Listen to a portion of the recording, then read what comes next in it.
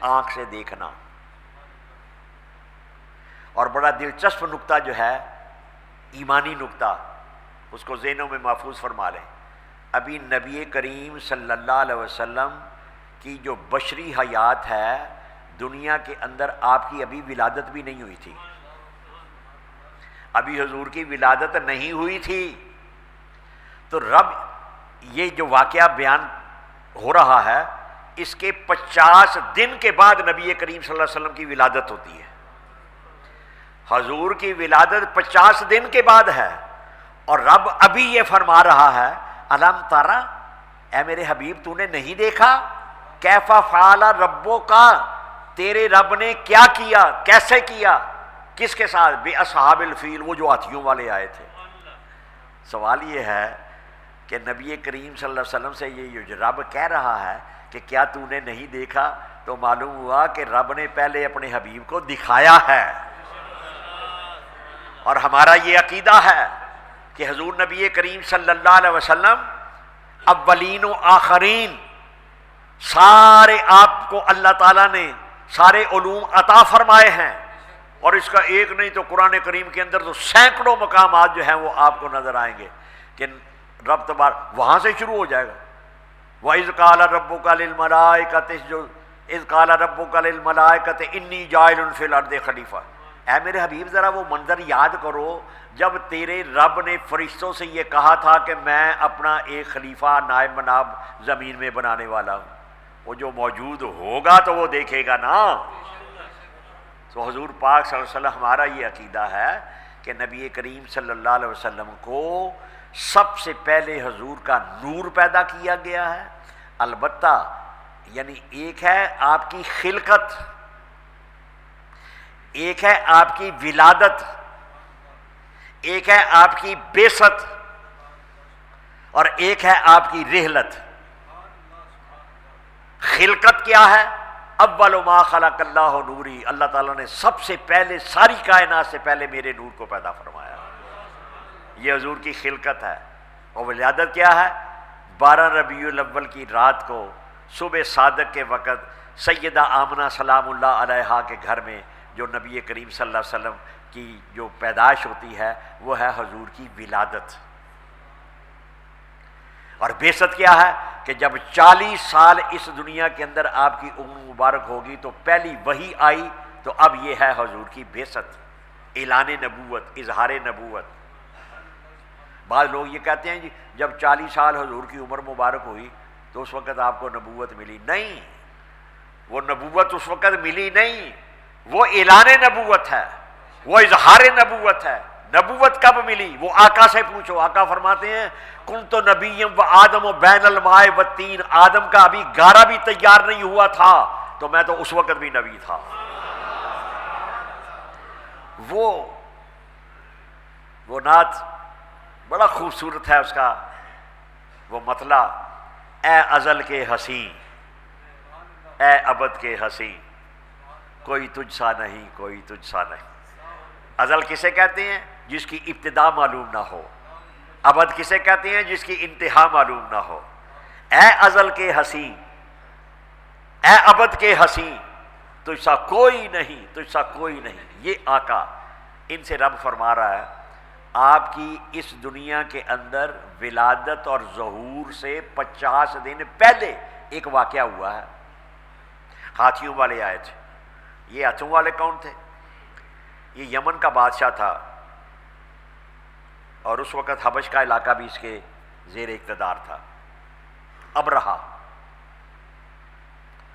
اس نے ایک کنیسہ بنایا جو عیسائیوں کی عبادت گاہ ہوتی ہے، جسے ہم گرجا کہتے ہیں۔ کنیسہ بنایا یمن کے اندر۔ اس کی خواہش یہ تھی کہ وہ جو عربوں کا وہاں ایک عمارت بنی ہوئی ہے جسے خانہ کعبہ کہتے ہیں ہم، وہاں جا کر لوگ حج کرتے ہیں، طواف کرتے ہیں۔ انہوں نے کہا نہیں، میرے پاس میرا بنایا ہوا جو کنیسہ ہے یہاں لوگوں کو آنا چاہیے، یہاں لوگوں کو حج کرنا چاہیے، یہاں طواف کرنا چاہیے، اور بس میرے بنائے ہوئے گھر کا طواف کریں۔ بعض اوقات جن لوگوں کے دماغوں کے اندر تکبر کا، فرعونیت کا، کفر کا، شرک کا کیڑا پیدا ہو جاتا ہے، تو پھر وہ کیسی کیسی حماقتیں جو ہیں وہ سوچتے ہیں اور کرتے ہیں، کیسی گمراہی کی دلدلوں کے اندر جا کر پھنس جاتے ہیں۔ اور یہ میں نے کئی مرتبہ آپ کو توجہ دلائی اس نقطے کی طرف کہ یارو غور کرو، یہ بات تو میں حکمرانوں کو بھی کہتا رہتا ہوں، بڑے بڑے بد دماغ افسر جو ہیں جن کے دماغ کے اندر اپنی کرسی، اپنے اقتدار کا کیڑا جو ہے وہ پیدا ہو جاتا ہے، تو وہ بھی انہی وادیوں کے اندر جا کر گھس جاتے ہیں کہ فرعون کا قصہ قرآن کے ہر پارے میں آتا ہے نا توجہ طلب بات؟ کوئی اتنی محبوب شخصیت ہے اور ہر پارے کے اندر ایک مرتبہ نہیں آتا، کئی مرتبہ فرعون کا ذکر آتا ہے ہر پارے کے اندر۔ وجہ تو باقی سب معاملات کو ایک اہم حکمت ربانی کا اشارہ دیتے ہوئے کہ وہ رب کی منشا یہ ہے، اہم حکمت یہ ہے کہ میرے حبیب کے امتی فرعونیت کے سارے روپوں کو اچھی طرح جان پہچان لیں کہ فرعونیت کا مزاج کیا ہوتا ہے، فرعونیت جہاں پیدا ہو جائے وہ لوگ کیا کرتے ہیں۔ تو رب یہ چاہتا ہے کہ میرے حبیب کے امتی ساری فرعونیت کی علامتوں سے، ان کے طریقہ ہے واردات سے، ان کی کرتوتوں سے، ان کے کرداروں سے واقف ہو جائیں اور بچیں، ان عادتوں سے یہ بچیں، خود بھی بچیں اور جن کے اندر فرعونیت ایسی نظر آئے ان سے بھی بچیں۔ یہ ہے اہم ترین حکمت۔ اس کے دماغ کے اندر ابرہہ کے یہ تکبر کا کیڑا جو ہے وہ پیدا ہوا، پھر رب کے گھر کی بجائے میرا بنایا ہوا گھر جو ہے اس کا لوگ آ کر طواف کریں۔ وہ جب اس نے زیادہ ہی زور دینا شروع کیا تو ایک دن ایک عرب اکھڑ مزاج تھا، اسے جو غصہ آیا اس نے جا کر وہ جو بنایا ہوا اس کا کنیسہ تھا وہاں بول و براز کر دیا، پیشاب کر دیا وہاں، اپنی نفرت کا اظہار کرنے کے لیے۔ ابرہہ کو جب پتہ چلا تو اسے غصہ آ گیا، غصہ آیا تو اس نے کہا کہ یہ میرے بنائے ہوئے کنیسہ کا طواف اس وقت تک نہیں ہوگا جب تک کہ وہ عمارت موجود ہے جسے خانہ کعبہ کہتے ہیں، جب تک اس کو نہیں گرایا جائے گا تو اس وقت تک لوگ ادھر جاتے رہیں گے۔ انہوں نے کہا گرا دو جا کر۔ ذہن میں لے آئیں آج کے دور کا ابرہہ، آج کے دور کا فرعون کون ہے، کون عالم اسلام کا سب سے بڑا دشمن ہے، اور کون اپنے حواریوں کے سمیت امت مسلمہ اور اسلامی ممالک ان مسلمان کہلانے والوں میں سے پپٹس، پتلیاں، کٹ پتلیاں جو ہیں وہ خریدی جاتی ہیں۔ امریکہ اور اس کے حواری عالم اسلام کو تباہ و برباد کرنے کے لیے کو پتہ ہے کہ جب تک یہ جو مسلمان قوم ہے، یہ امت ہے، ان کے اندر انہوں نے جو اسٹڈی کی، باقاعدہ ریسرچ کی، ریسرچ کرنے کے بعد انہوں نے چند ایک نتائج جو ہیں وہ اخذ کر رکھے ہیں، اور وہ نتائج جو ہیں وہ انہوں نے درست اخذ کیے ہوئے ہیں، ٹھیک نتائج اس میں اخذ کیے ہوئے ہیں۔ ان میں سے دو نکات یہ ہیں جس کے اوپر عالم کفر جو ہے وہ پورے طور پر ان کا ادراک رکھتا ہے کہ یہ لوگ جو ہیں جب تک ان کا تعلق قرآن کے ساتھ اور اپنے نبی صلی اللہ علیہ وسلم کے ساتھ جڑا رہے گا اس وقت تک ان کو مٹایا نہیں جا سکتا۔ لہذا ان کو اگر مٹانا ہے تو قرآن سے ان کا تعلق توڑو اور کملی والے آقا کے ساتھ جو عشق کا ان کا ایک ہے رویہ، درجہ، اس کو ختم کرو۔ چنانچہ وہ اس کے لیے پھر پوری کافی کوششیں ہیں وہ کرتے ہیں، اور پھر وہ عالم اسلام کے براہ راست تو ٹکر کہیں لینا ان کو مناسب، جہاں وہ عسکری طور پر حملہ کرنا وہ، لیکن اور دیگر ذرائع جو ہیں وہ اختیار کرتے ہیں۔ تو ابرہہ نے کہا کہ میں جب تک یہ کعبہ جو ہے اس کو نہیں ڈھاؤں گا تو وہاں سے وہ ہاتھی لے کر آیا، ہاتھیوں کا لشکر۔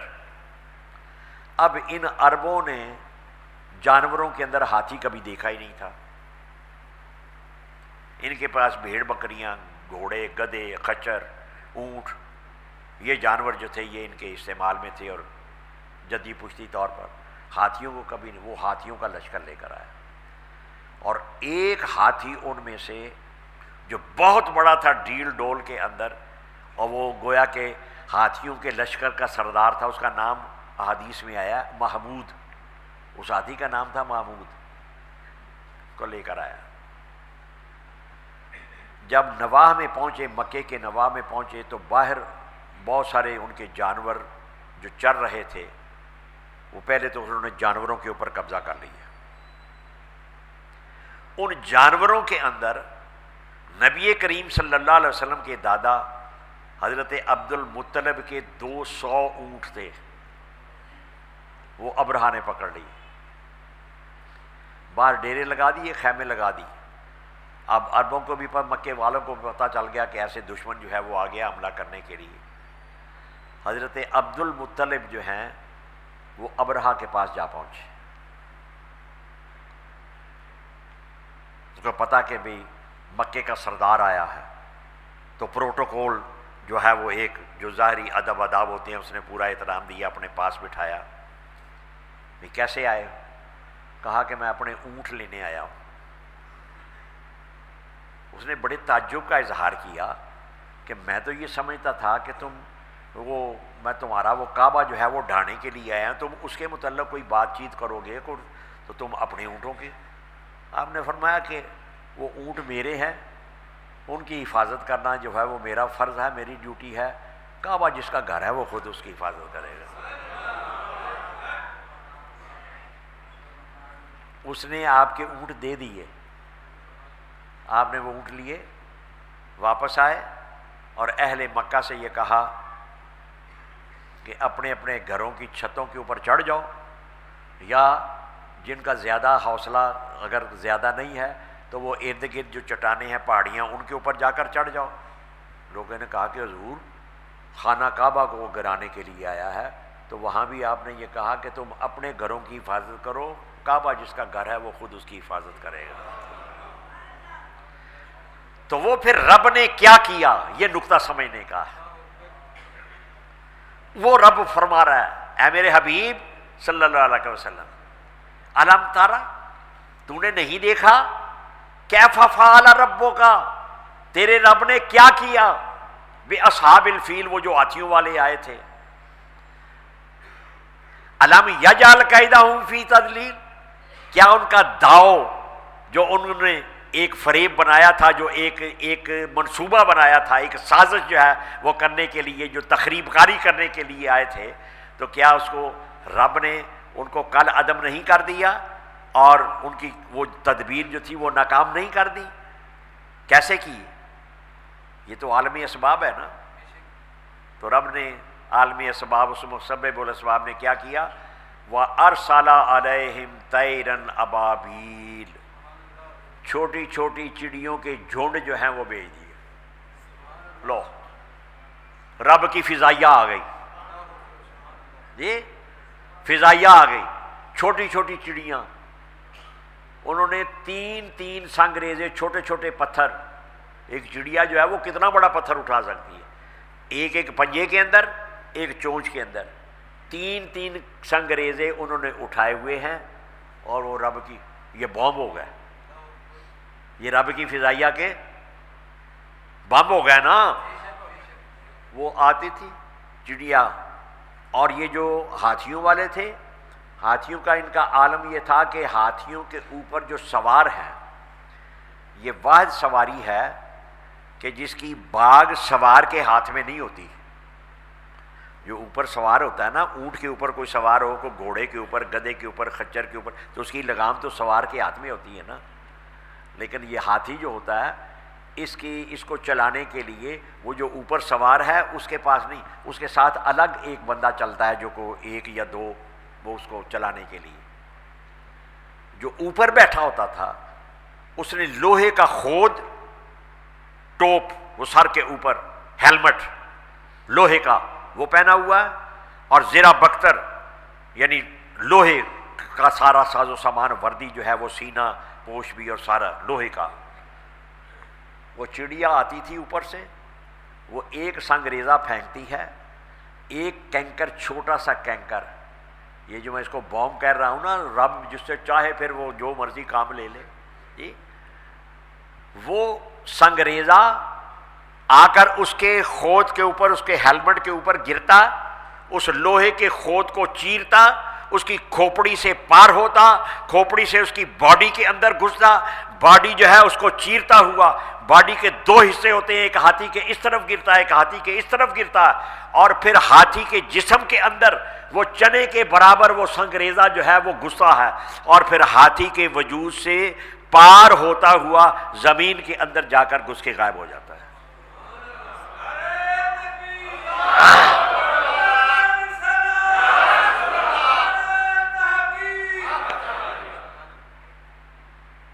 کا نتیجہ تھوڑی دیر کے بعد کیا نکلتا ہے کہ وہ جو اس نے کہا کہ میں اجتماعی طور پر حملہ کروں، اب وہ ہاتھیوں کے لشکر کو ٹرین ایسے کیا گیا تھا کہ وہ جو تھا نا سب سے بڑا محمود، وہ ایسے ٹرین کیا گیا تھا کہ اس کو آگے چلاتے تھے اور دوسرے ہاتھی جو ہیں اس کے پیچھے جو ہیں وہ چلتے تھے۔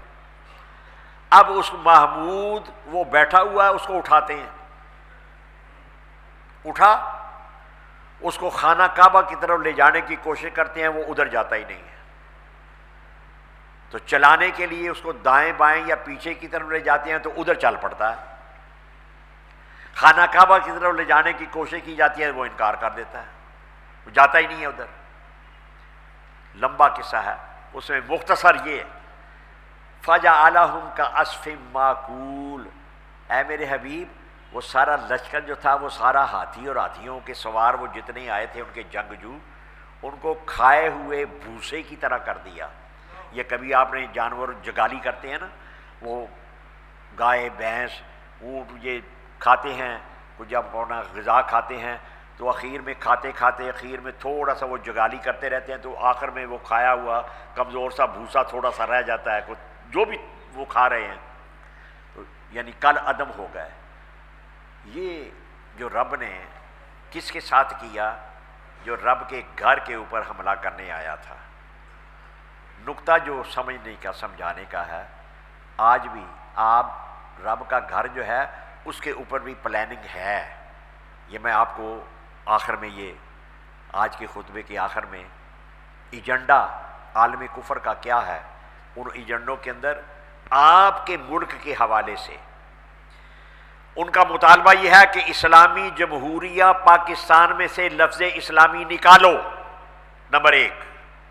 نمبر دو، یہ جو قادیانیوں کو، مرزائیوں کو غیر مسلم تم نے آئینی دستوری طور پر ڈکلیئر کر رکھا ہے، آئین کی اس شک کو ختم کرو، ختم نبوت کی، اس کو ختم کرو۔ نمبر تین، تمہارے قانون کے اندر 295 جو گستاخ رسول کی سزا موت ہے، اس کو ختم کرو، اور علی حاضر القیاس کہ اس کا اسلامی تشخص جو ہے اس کا ختم کر دیا جائے۔ اب دیکھنا یہ ہے اور فیصلہ آپ نے کرنا ہے کہ میرے اور آپ کے حکمران جو ہیں وہ کیا کر رہے ہیں۔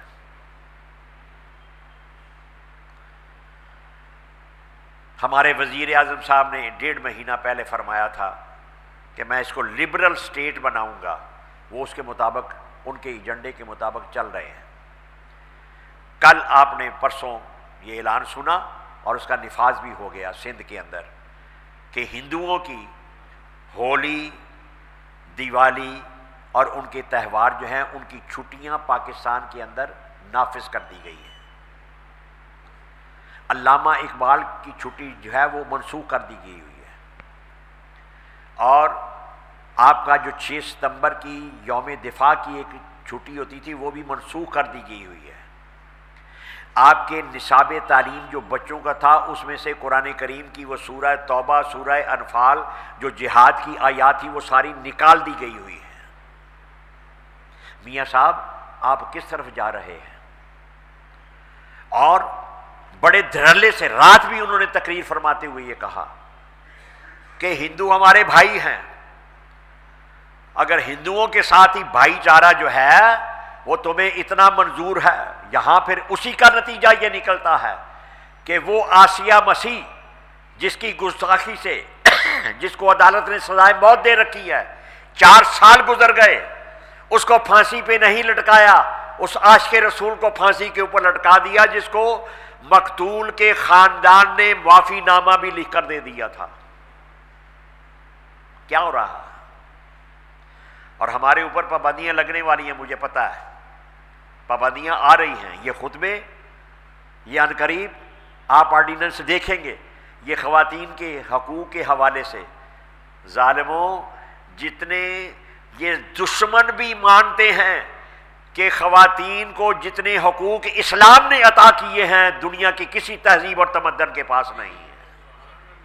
ایک ماں کی حیثیت سے، ایک بیٹی کی حیثیت سے، بہن کی حیثیت سے اور ایک بیوی کی حیثیت سے رب تبارک و تعالیٰ نے اپنے پاک کلام کے اندر خالق نے مالک نے اپنی حکمتوں کے مطابق جو حقوق دے رکھے ہیں وہ کسی تہذیب اور کسی تمدن کے پاس نہیں ہے۔ یہ چاہتے کیا ہیں؟ یہ سارے عریانی فحاشی اور بے حیائی کے علمبردار قومیں، یہ ہنود اور یہود، یہ چاہتے ہیں کہ جس حمام کے اندر یہ خود ننگے ہیں مسلمانوں کی بہو بیٹیوں کو، مسلمانوں کے مردوں کی غیرت جو ہے وہ چھین لی جائے، ان سے شرم و حیا کے تقاضے جو ہے وہ چھین لیے جائے اور ان کے اندر زناکاری جو ہے وہ عام کر دی جائے۔ فحاشی اور بے حیائی اور عریانی جیسے کہ ٹی وی چینلوں کے اوپر جو ہمیں دکھا رہے ہیں، اور یہ موم بتی بیگمات، یہ لٹر پٹر بیگمات اور یہ این جی اوز، یہ ڈالروں کے اوپر پلنے والی، یہ ساری کی ساری، اور میاں صاحب حکومت جو ہے ان کے۔ پرسوں میرے پاس بھی وہ لیٹر آیا وزیر قانون کا، 250 کے لگ بھگ علماء کو وزیر قانون نے، میں تو اس کو وزیر لا قانونیت کہتا ہوں، کہ رانا ثناء اللہ لیٹر بھیجا ہے کہ یہ تحفظ حقوق نسواں کے عنوان سے جو بل ہے، ہم قرآن و سنت کے خلاف کوئی تصور بھی نہیں کر سکتے، یہ کیسے ہو سکتا ہے کہ قرآن و سنت کے خلاف جو ہے ہم کوئی آپ اپنی آراء کا اظہار کریں اور اس بل کے اندر جو شقیں قرآن و سنت کے خلاف ہیں ان کی نشاندہی کریں۔ یہ لیٹر آیا ہے، صرف میرے پاس نہیں آیا، 250 کے لگ بھگ علماء کو بھیجا ہے۔ اور کل کچھ چمچے قسم کے مولوی جو ہیں وہ ساتھ بٹھائے ہوئے تھے، وزیر اعلیٰ صاحب نے، اور انہوں نے میٹنگ کی ہے کہ وہ اس کی حمایت کر رہے ہیں۔ اگر یہ اتنی متانت آپ اندازہ کر لیں کہ اگر سنجیدہ ہوتے تو ساتھ جب تم لیٹر بھیج رہے ہو تو ہمیں وہ بل بھی تو بھیجو جس کی عبادت کے اوپر ہم نے تبصرہ کرنا ہے یا جس کے اوپر ہم نے رائے کا اظہار کرنا ہے۔ بل نہیں بھیجا اور لیٹر جو ہے وہ بھیج دیے، اور کل کہیں گے کہ ہم نے تو علماء سے پوچھا تھا، علماء نے کوئی نشاندہی نہیں کی، اور جو نشاندہی کی۔ یہ صورتحال جا رہی ہے۔ اس صورتحال کے اندر مجھے اور آپ کو فیصلہ کرنا ہے کہ ہماری سپورٹ، ہمارا وزن، ہماری وہ حق کے پلڑے میں آنا ہے یا باطل کے پلڑے میں آنا ہے۔ اور اس کو تو خلاصے کے طور پر جو ہے وہ ایک نقطہ جو ہے وہ اس وقت موجود ہے کہ بتاؤ، وہ جو سلمان تاثیر گستاخ تھا، پوپ آ رہا ہے، دنیا عیسائیت کا سب سے بڑا مذہبی رہنما، ان کی دعوت پر 2 وزیر انہوں نے بھیجے ہیں اپنے دعوت نامہ دے کر، آپ کے پرائم منسٹر صاحب نے، وزیر مذہبی امور اور ایک اقلیتی امور کا کامران مائیکل، اور یہ جا کے دعوت نامہ دے کے گئے ہیں۔ وہ پوپ آ رہا ہے، اور یہ یاد رکھ لیجئے گا کہ وہ آسیہ مسیح کو لے جانے کے لیے آ رہا ہے۔ تمہاری بیٹی عافیہ، ڈاکٹر عافیہ بے گناہ 12 سال سے امریکہ کی قید میں پڑی ہوئی ہے، تمہاری غیرت تو نہیں جاگی؟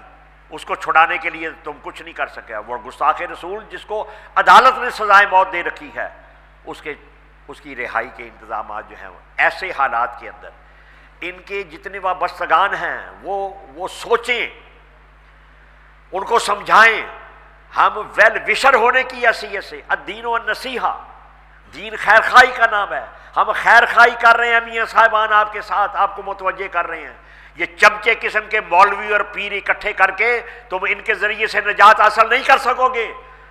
بتاؤ کملی والے آقا کو کیا اپنا منہ دکھاؤ گے کہ جب حضور کی عزت آبرو جو تھی امتحان کے اندر پڑی ہوئی تھی تو تم نے کیا کردار ادا کیا؟ وہ کہتے ہیں جی ہم نے تھوڑا وہ قتل کیا ہے۔ ہاں، یزید کربلا کے اندر خود موجود نہیں تھا، اہل بیت اطہار کو کے اوپر ظلم و ستم ڈھانے والے، جہاں قتل کرنے والے حسین رضی اللہ تعالیٰ عنہ کو اور ان کو شہید کرنے والے اور تیر چلانے والے جو ہیں، ان کے اندر یزید شامل نہیں تھا۔ آج تک یزید کی لعنتیں جو ہیں وہ کیوں ہو رہی ہیں؟ اس لیے کہ حکمران وہ تھا، ذمہ داری اس کی تھی، اس نے اہل بیت اطہار کو تو کربلا کو ہی سامنے رکھ لو۔ یہ اس وقت جو امریکہ اور اس کے حواری جو کچھ تم چاہ رہے ہیں، وہ علامہ اقبال نے وہ جو کہا تھا آخری شعر، انہوں نے کہا کہ اس امت اگر تباہ و برباد کرنا ہے تو ان کا عجیب صورت، غریب سے غریب آدمی، گناہ گار سے گناہ گار آدمی، غافل سے غافل آدمی، نماز بعض اوقات نہیں پڑھتا، سستیاں کر جاتا ہے، غفلتیں کر جاتا ہے، لیکن جب اس کے نبی کے حوالے سے کوئی گستاخی اس کے سامنے ہے وہ لڑنے مرنے کے لیے تیار ہو جاتا ہے۔ ایک غازی علم الدین جو ہے اس کے اندر پیدا ہو جاتا ہے، وہ پھر غازی ممتاز حسین آوان قادری شہید جو ہے وہ پیدا ہو جاتا ہے۔ تو علامہ اقبال نے کہا تھا کہ انہوں نے ابلیس نے سوچا، ابلیس نے کہا وہ فاقہ کش جو موت سے ڈرتا نہیں ذرا، روح محمد اس کے بدن سے نکال دو۔ تو وہ روح محمد اب سے نکالنا چاہتے ہیں۔ یاد رکھو کہ رگ حیات ہوتی ہے فرد کی، اگر ایک فرد کی رگ حیات کٹ جائے تو وہ زندہ نہیں رہ سکتا۔ امت کی شاہ رگ جو ہے وہ عشق مصطفیٰ صلی اللہ علیہ وسلم، اگر یہ رگ کٹ گئی تو پھر امت جو ہے وہ مردہ ہو جائے گی۔ فیصلہ میں نے اور آپ نے کرنا ہے کہ کیا ہم نے مردوں کی طرح زندگی بسر کرنی ہے یا آقا صلی اللہ علیہ وسلم کی محبت کا ثبوت دینا ہے۔ وما علینا الا